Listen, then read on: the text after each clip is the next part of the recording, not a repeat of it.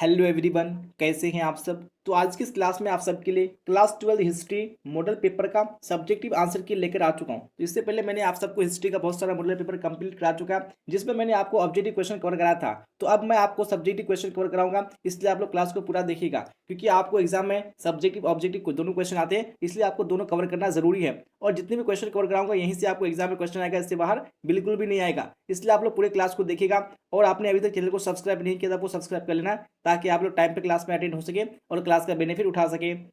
तो बिना टाइम को वेस्ट किए हम लोग क्वेश्चन की ओर चलते हैं। और जितने भी क्वेश्चन आपको कवर कराऊंगा आपको ध्यान से समझने की कोशिश करना है, क्योंकि जो भी यहाँ पे लैंग्वेज लिखा हुआ है काफी आसान लैंग्वेज में लिखा हुआ है, ताकि आप लोग पढ़ के भी इसको आसानी से समझ सकते हैं। तो यहाँ पे जो फर्स्ट क्वेश्चन है काफी बार एग्जाम में आ चुका है। पूछा गया है कि सिंधु घाटी सभ्यता को हड़प्पा सभ्यता क्यों कहा जाता है। यानी जो सिंधु घाटी सभ्यता है इसको हड़प्पा सभ्यता क्यों कहा जाता है, यहाँ पे इसका रीजन क्या है, इसको हम लोग अच्छे तरीके से समझ लेते हैं।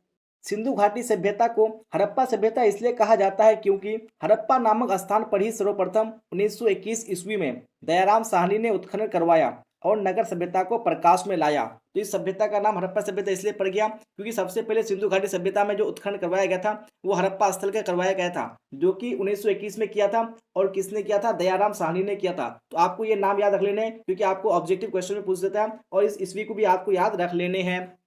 इसके बाद ही अन्य स्थानों पर पुरातात्विक खुदाई की गई, यानी सबसे पहले हड़प्पा की खुदाई हुई, उसके बाद में अन्य जो पुरातात्विक स्थल थे जैसे कि मोहनजोदड़ो, कालीबंगन, लोथल, इन सबको खोजा गया।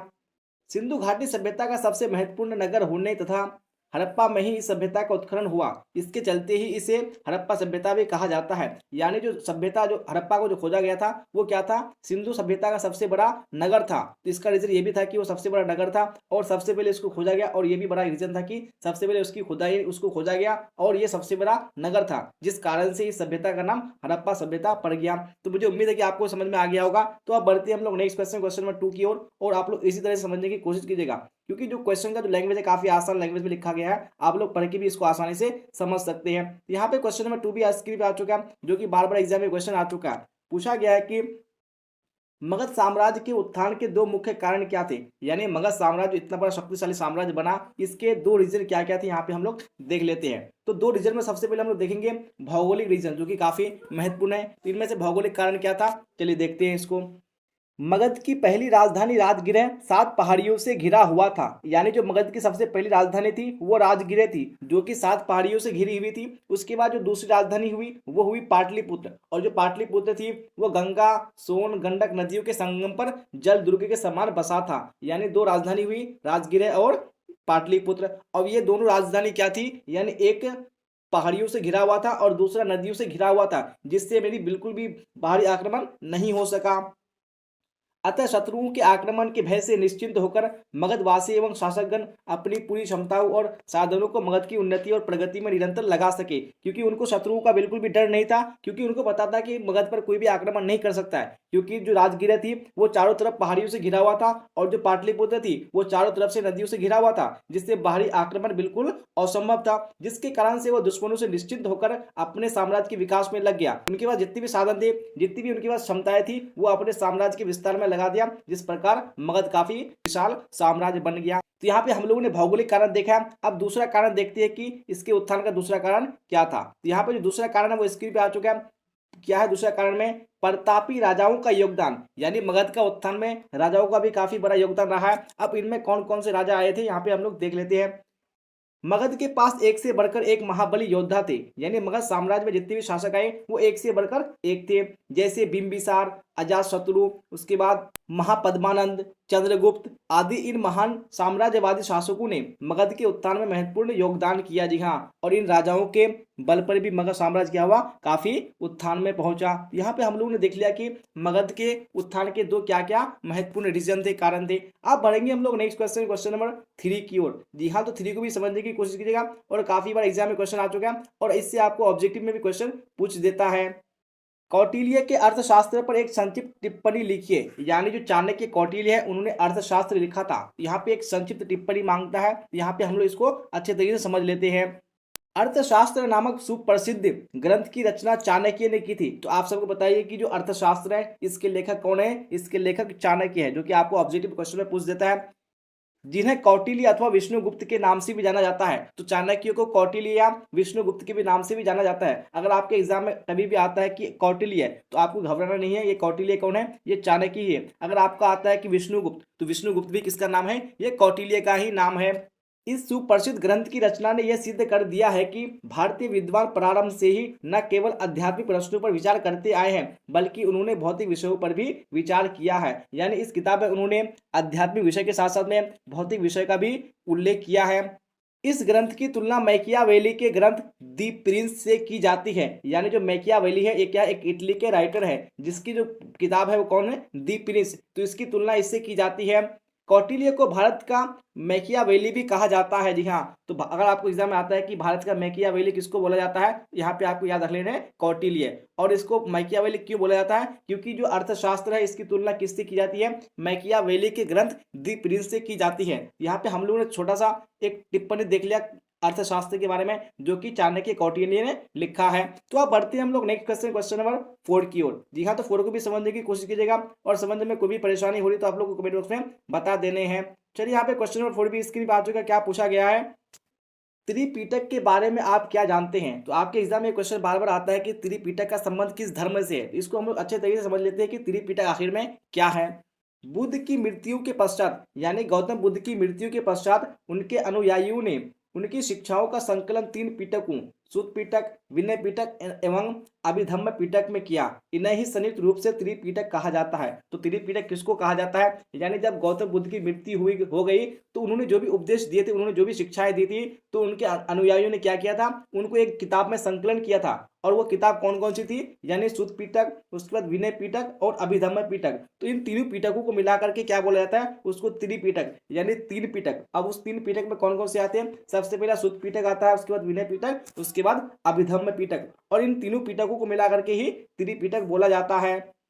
तो अब देख लेते हैं कि इन तीनों पिटकों में किस किस का जिक्र किया हुआ है। सुत्त पिटक में बुद्ध धर्म के सिद्धांत मिलते हैं। यानी जो सुत्त पिटक है, सबसे पहला जो पिटक है, उसमें आपको बुद्ध धर्म के सिद्धांत के बारे में मिलता है। उसके बाद दूसरा जो पिटक है, विनय पिटक, इसमें आपको बौद्ध धर्म के आचार विचार एवं नियम मिलते हैं। और जो लास्ट वाला पिटक है, यानी अभिधम्म पिटक, अभिधम्म पिटक में बौद्ध दर्शन मिलता है, जो इन तीनों पिटकों का ज्ञाता होता है। जी हाँ, यानी जो लास्ट वाला हमारा पिटक है वो है अभिधम्म पिटक। इसमें आपको क्या मिलती है, यानी बौद्ध दर्शन की जानकारी मिलती है। और ये जो अभिधम्म पिटक है, ये तीनों पिटकों का ज्ञाता है, जिसको क्या बोला जाता है, त्रिपिटकाचार्य। तो अभिधम्म पिटक को त्रिपिटकाचार्य भी कहा जाता है। यहाँ पे हम लोगों ने देख लिया कि त्रिपिटक क्या है और त्रिपिटक में कौन कौन से पिटक आते हैं, ये आपको याद रख लेने हैं। तो अब बढ़ते हैं हम लोग नेक्स्ट क्वेश्चन, यानी क्वेश्चन नंबर 5 की ओर। जी हाँ, तो 5 को भी समझने की कोशिश कीजिएगा और पूरे क्लास को देखिएगा।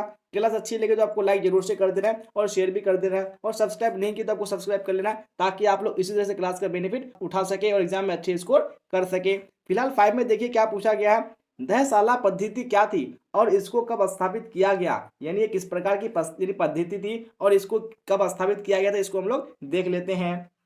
अकबर के शासन काल में राजा टोडरमल ने राज्य की समस्त भूमि को नपवाकर उपज के आधार पर बांटकर लगान निश्चित की। यानी जो राजा टोडरमल था, ये कौन था, ये अकबर का वित्त मंत्री था। तो उन्होंने क्या किया कि पूरे साम्राज्य की समस्त भूमि को नापा और उसके उपज के आधार पर उन्होंने एक लगान, एक टैक्स निश्चित की।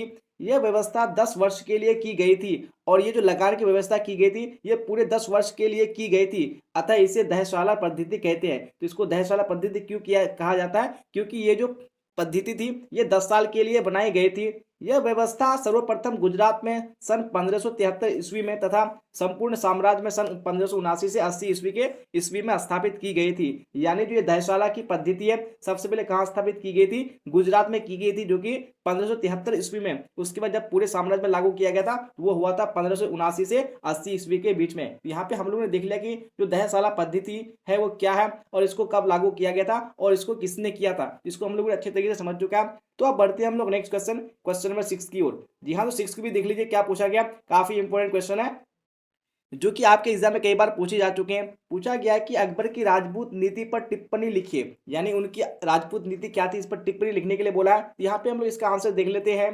अकबर ने राजपूत नीति के अंतर्गत निम्नलिखित कार्य किए। जी हाँ, कौन कौन से कार्य किए थे इस नीति के अंतर्गत। यहाँ पे सबसे पहला कार्य दिया हुआ है, अकबर ने राजपूतों के साथ वैवाहिक संबंध स्थापित किए थे। तो आप सबने सुना होगा कि जो अकबर ने शादी किया था, एक राजपूत लड़की को शादी किया था, जो कि जोधाबाई थी, और ये राजा भारमल की बेटी थी। उसके बाद दूसरा यहाँ पे क्या था, उसने हिंदुओं को सेना व प्रशासन में ऊंचे पद प्रदान किया, जैसे मानसिंह, टोडरमल, बीरबल आदि। यानी उन्होंने अपने प्रशासन में जो हिंदू थे उनको ऊंचे ऊंचे पद पर रखा, जैसे कि मानसिंह हो गया, टोडरमल हो गया, उसके बाद बीरबल हो गया। तो इन सबों को उन्होंने क्या दिया, ऊंचे ऊंचे पद दिए। उसके बाद यहाँ पे तीसरा देख लेते, तीसरा में क्या बोला है, अकबर ने धार्मिक सहिष्णुता की नीति अपनाते हुए धर्म पर लगाए गए टैक्सों को समाप्त कर दिया। जैसा कि आपने सुना होगा कि अकबर ने तीर्थ यात्रा कर उसके बाद जजिया कर को समाप्त कर दिया गया था।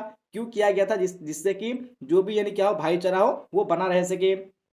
धर्म परिवर्तन में बल प्रयोग पर रोक लगा दिया गया और जनता को धार्मिक स्वतंत्रता प्रदान किया। जी हाँ, यानी जो भी उसमें क्या होते थे, जबरदस्ती धर्म को परिवर्तन कराते थे, उस पर उन्होंने रोक लगा दी और जनता को क्या किया, आजादी दी। तो ये उनकी क्या थी, राजपूत नीति थी। तो आप बढ़ते हैं हम लोग नेक्स्ट क्वेश्चन, क्वेश्चन नंबर 7 की ओर। जी हाँ, तो 7 भी स्क्रीन पे आ चुका है, जो कि आपके एग्जाम में कई बार क्वेश्चन पूछा जा चुका है। पूछा गया कि अयंगर व्यवस्था से आप क्या समझते हैं, यानी जो अयंगर व्यवस्था है ये क्या है, इसको हम लोग अच्छे तरीके से समझ लेते हैं।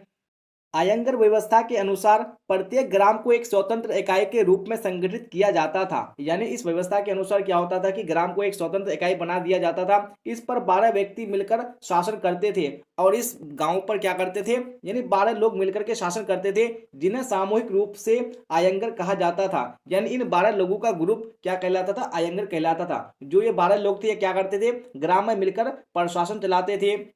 इनके पद अनुवांशिक होते थे, यानी ये जो 12 लोग मिलकर शासन करते थे, इनका बेटा लोग ही ये शासन दोबारा चलाते थे, क्योंकि ये क्या थे, अनुवांशिक थे। इन्हें वेतन के बदले कर मुक्त भूमि दी जाती थी और इनको जो यानी वेतन दिया जाता था, वेतन के बदले में उनको भूमि दी जाती थी और ऐसी भूमि दी जाती थी जो क्या था, टैक्स फ्री थी, उस पर कोई भी टैक्स नहीं लगता था। तो यहाँ पे हम लोगों ने देख लिया कि जो आयंगर व्यवस्था थी ये क्या थी। अब बढ़ते हैं हम लोग नेक्स्ट क्वेश्चन, क्वेश्चन नंबर 8 की ओर। जी हाँ, 8 को भी देखिए, जो कि आपके एग्जाम में कई बार पूछा जा चुका है। पूछा गया है कि किताबुल हिंद पर संक्षिप्त टिप्पणी लिखा है। जी हाँ, तो किताबुल हिंद क्या है, इसके लेखक कौन है, इसको हम लोग अच्छे तरीके से समझ लेते हैं। अरबी भाषा में अल बरूनी द्वारा लिखी गई यह पुस्तक कुल 80 अध्यायों में विभक्त है। जी हाँ, और ये जो पुस्तक लिखी गई है किसके द्वारा लिखी गई है, अल बरूनी के द्वारा लिखी गई है। और इसको जो लिखा गया था वो अरबी भाषा में। तो आपको ये भी याद रख लेना, क्योंकि एग्जाम में आपको ये क्वेश्चन पूछ देता है। और ये जो लिखा गया है को टोटल 80 लेसन में, कितने अध्याय इसमें, को टोटल 80 अध्याय है। इस पुस्तक में अनेक महान व्यक्तियों, दार्शनिकों एवं वैज्ञानिकों के विषय में लिखा गया है। और इस किताब में जो लिखा गया है वो कई प्रकार के महान व्यक्ति, उसके बाद दार्शनिक और वैज्ञानिकों के बारे में चर्चा किया गया है। यह एक विशाल ग्रंथ है, जैसा कि आप देख पा रहे होंगे। टोटल कितने लेसन इसमें, 80 लेसन है, इसलिए काफी विशाल ग्रंथ है। जिसमें भारतीय धर्म, दर्शन, त्योहार, खगोल विधा, रीति रिवाज, परंपराओं, सामाजिक एवं सांस्कृतिक जीवन, माप तौल की विधियां, मूर्तिकला, कानून, प्रांतों की सीमाओं, नदियों आदि की जानकारी मिलती है। जी हाँ, तो इस किताब से आपको बहुत सी जानकारी मिलती है, जैसे कि यहाँ पे दिया हुआ है आपको धर्म के बारे में, त्योहार हो गया, उसके बाद जो रीति रिवाज थे, कैसी परंपराएं चल रही थी, इन सभी का जिक्र उन्होंने इस किताब में किया है, जिसके लेखक कौन है, अल बरूनी है। तो यहाँ पे आपको याद रख लेने। और ये कौन सी भाषा में लिखा गया था, अरबी भाषा में लिखा गया था। और इसमें कुल कितने अध्याय हैं, वो टोटल 80 अध्याय हैं। तो आप बढ़ते हैं हम लोग नेक्स्ट क्वेश्चन, क्वेश्चन नंबर 9 की ओर। तो आप 9 को भी देखिएगा और साथ साथ में समझते चलिएगा। तो यहाँ पे क्वेश्चन नंबर 9 में पूछा गया है कि रैयतवाड़ी व्यवस्था का परिचय दें। तो रैयतवाड़ी व्यवस्था क्या है, इसके बारे में हम लोग अच्छे तरीके से जान लेते हैं। भू राजस्व की यह व्यवस्था 1812 में मद्रास और बंबई में स्थापित की गई थी। जी हाँ, ये जो व्यवस्था थी ये कहाँ स्थापित की गई थी, मद्रास और बंबई में स्थापित की गई थी, जो कि 1812 में की गई थी। और ये जो व्यवस्था थी ये क्या थी, एक भू राजस्व व्यवस्था थी, यानी कर को वसूलने की व्यवस्था थी, जो कि 1812 में मद्रास और बंबई में स्थापित की गई थी। इस व्यवस्था की मुख्य विशेषता किसान और सरकार के मध्य बिचौलियों का अभाव था। तो इस व्यवस्था में सरकार ने बिचौलियों को हटा दिया और किसान के साथ में वह खुद संपर्क किया। किसान को ही भू स्वामी मानकर उसके साथ लगान तय किया गया, यानी उस भूमि का स्वामी, भूमि का मालिक किसान को ही बना दिया गया और उसके साथ मिलकर के एक टैक्स को, एक लगान को तय किया गया। किसान को अपनी उपज का 1/2 भाग लगान के रूप में देना था, यानी किसान को जो लगान देना था वो अपनी उपज का 1/2 भाग, यानी आधा भाग सरकार को देना होता था। सरकार इस अनुपात में वृद्धि भी कर सकती थी और सरकार चाहे तो इस अनुपात में, इस लगान में वृद्धि भी कर सकती थी। किसान लगान नहीं चुकाने की स्थिति में जमीन छोड़ सकता था, यानी अगर किसान लगान को चुका नहीं पा रहे तो वो जमीन को छोड़ सकता है या इसे बेच करके, गिरवी रख करके लगान चुका सकता था। जी हाँ, यानी इस जमीन को बेच करके लगान को वो चुका सकता था अगर वो लगान ऐसे चुका नहीं पाता। इस व्यवस्था का कृषि और कृषकों पर बुरा प्रभाव पड़ा और ये जो अयंगर व्यवस्था थी इस पर किसानों पर बहुत बुरा प्रभाव पड़ा, क्योंकि जो लगान था वो काफी ज्यादा था, क्योंकि उसका 1/2 भाग सरकार को देना पड़ता था, जो कि काफी ज्यादा था। यहाँ पे हम लोगों ने देख लिया कि जो ट्रायंगल व्यवस्था थी, ये क्या थी और ये कहाँ लागू किया गया था सबसे पहले और कौन से ईस्वी में लागू किया था। तो अब बढ़ते हैं हम लोग नेक्स्ट क्वेश्चन, क्वेश्चन नंबर 10 की ओर। जी हाँ, तो क्वेश्चन नंबर 10 भी स्क्रीन पे आ चुका है, जो कि काफी डिमांडेड क्वेश्चन है, एग्जाम में आपके बार बार आ चुका है। देखते हैं क्या पूछा गया। पूछा गया है कि गोलमेज सम्मेलन क्यों बुलाए गए थे। आपने गोलमेज सम्मेलन के बारे में सुना होगा, तो ये क्यों आखिर किया गया था, इसको हम लोग देख लेते हैं। साइमन कमीशन ने अपनी रिपोर्ट में संवैधानिक प्रश्नों पर भारतीय नेताओं पर विचार विमर्श करने के लिए गोलमेज सम्मेलन बुलाने का सुझाव दिया। दिखा यानी जो भी साइमन कमीशन के सदस्य थे, उन्होंने अपनी रिपोर्ट में क्या किया कि जो भी संवैधानिक प्रश्न है उस पर भारतीयों के साथ में विचार विमर्श करने के लिए एक सुझाव दिया। अतः पहला गोलमेज सम्मेलन लंदन में 1930 ईस्वी में हुआ था। सबसे पहला जो गोलमेज सम्मेलन हुआ था वो कब हुआ था, 1930 ईस्वी में हुआ था, जो कि कहाँ हुआ था, लंदन में हुआ था। आपको याद रख लेने हैं। कांग्रेस ने इसका बहिष्कार किया, यानी प्रथम गोलमेज सम्मेलन का कांग्रेस ने क्या किया, बहिष्कार किया। गांधी इरविन समझौता के बाद दूसरा सम्मेलन 1931 में हुआ, और जो गोलमेज सम्मेलन जो हुआ था दूसरा, वो कब हुआ था, 1931 में हुआ था। कांग्रेस का प्रतिनिधित्व गांधी जी ने किया, और इसमें जो प्रतिनिधित्व किया था वो किसने किया था, वो गांधी जी ने किया था। सबसे पहले कब हुआ था, 1930 ईस्वी में, और दूसरा जो हुआ था 1931 ईस्वी में हुआ था। इस सम्मेलन में भी सांप्रदायिक प्रश्नों को ही प्रमुखता दी गई, और ये जो सम्मेलन हुआ दूसरा, इसमें भी कौन से प्रश्नों को प्रमुखता दी गई, सांप्रदायिक प्रश्नों को प्रमुखता दी गई, जो कि बिल्कुल भी पसंद नहीं था किसको, गांधी जी को, जिससे निराश होकर गांधी जी वापस लौट आए। उसके बाद फिर तीसरा गोलमेज सम्मेलन हुआ, कब हुआ, वो 1932 में हुआ, जिसके कारण क्या हुआ कि जो कांग्रेस के नेता थे वो इस पे भाग नहीं लिए, क्योंकि पहला सम्मेलन और दूसरे सम्मेलन में क्या हुआ, ये विफल रहा, जिसके कारण से तीसरे में भी शामिल नहीं हुआ, जिसके कारण तीनों गोलमेज सम्मेलन विफल रहा और इसका उद्देश्य पूरा न हो सका। यहाँ पे हम लोगों ने देख लिया कि गोलमेज सम्मेलन क्या है और ये कब कब हुआ था। तो इसी क्वेश्चन के साथ मैंने आप सबको हिस्ट्री मॉडल पेपर का सब्जेक्टिव आंसर की कवर करा चुका है। तो मुझे उम्मीद है कि मैंने आपको जो समझाया आपको समझ में आई होगी। अगर समझने में कोई भी परेशानी हुई हो आपको कमेंट में बता देना है, और क्लास अच्छी लगी हो तो आपको लाइक जरूर से कर देना है, और आपने इस चैनल को अभी तक सब्सक्राइब नहीं किया है तो आपको सब्सक्राइब कर लेना है, ताकि आप लोग इसी तरह क्लास का बेनिफिट उठा सके और एग्जाम में अच्छे स्कोर कर सके। तो यहाँ तक बने रहने के लिए आप सबका धन्यवाद। फिर मिलते हैं अगली क्लास में। टिल देन बाय बाय, टाटा, see you on the next class.